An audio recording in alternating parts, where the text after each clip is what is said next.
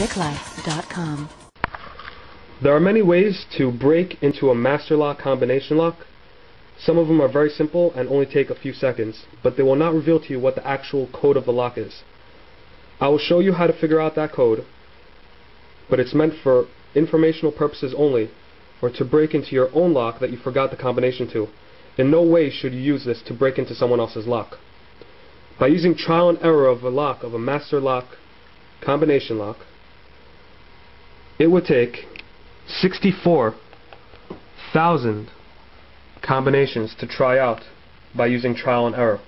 This could take days. I could show you how to cut that down into minutes by narrowing down to only 100 possible combinations.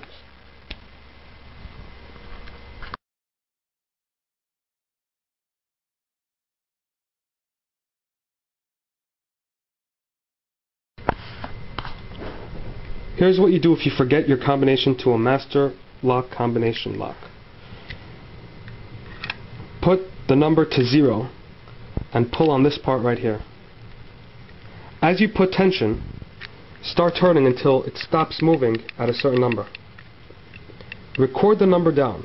For example, right now it is stuck between 2.5 and 3.5. The middle number is a 3.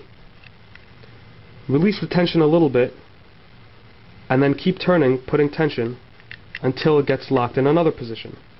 Over here it's locked between the numbers 6 and 7. So I would write down 6.5 as the middle number. Keep doing this until you have all of the numbers all the way around. You should end up with 12 numbers. With this lock, I tried it earlier, and I ended up with the numbers 3, 6.5, 9.5, 13, 16.5, 20, 23, 26.5, 29.5, 33, 36.5, and 39.5. You should have 7 numbers that end in a 0.5 and 5 that are whole numbers. Take these 5 numbers: 3, 13, 20, 23, and 33. 4 of the 5 numbers should end in the same number. In this example, with my lock, it ends with 3, 3, 3, and 3. But one number sticks out. This is the 3rd number in the combination. So now you have the 3rd number in the 3-number combination.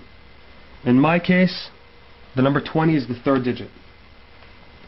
What you do now is divide 20 into 4, or whatever number your last digit ends up on. In this case, it ends up being 5 with no remainder.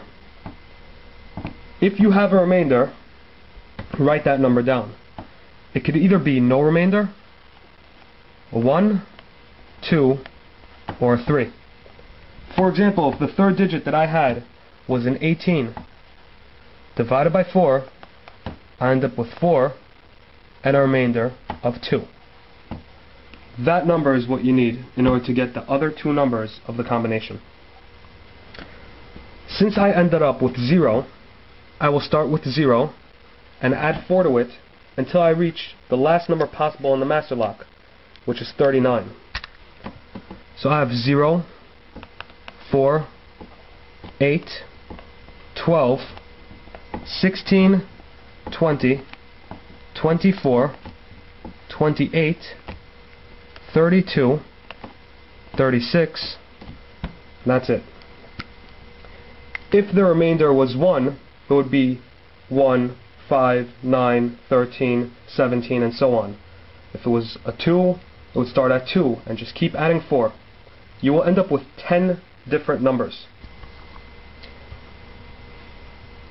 If the remainder that you had earlier was a 0 or a 1, add 2 to that number. So a 0 will equal 2, and a 1 will equal 3. If the remainder was a 3 or a 4, subtract 2 from that number. So a 3 would equal 1, and a 4 would equal 2. Now, start at the number that you have right now. In my situation, I had a remainder of 0, so I will start with 2 and add 4 to each one of those numbers. So it's 2, 6, 10, 14, 18, 22, 26, 30, 34, 38. Since there are 39 possible numbers in a combination lock, I will stop on the number 38. You should have 10 numbers now, any of which can be the second number.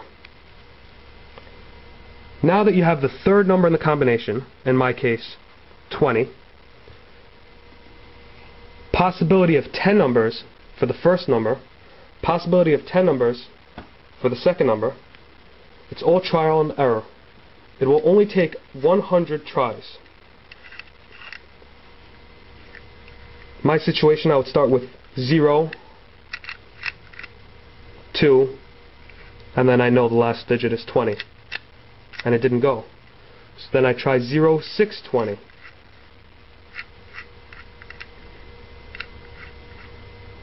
And it won't go. Doing this 100 times should only take a few minutes.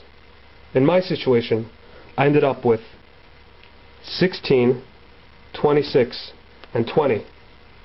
And that is how you figure out the combination of your combination lock if you forgot what the code was.